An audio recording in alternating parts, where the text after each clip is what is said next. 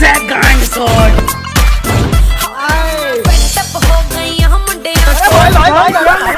बहुत गुड हो गया जी।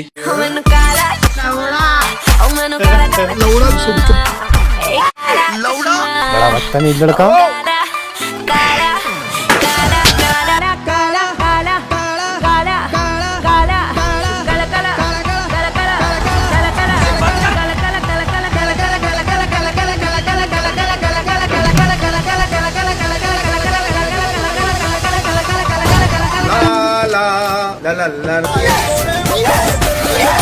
चंगासी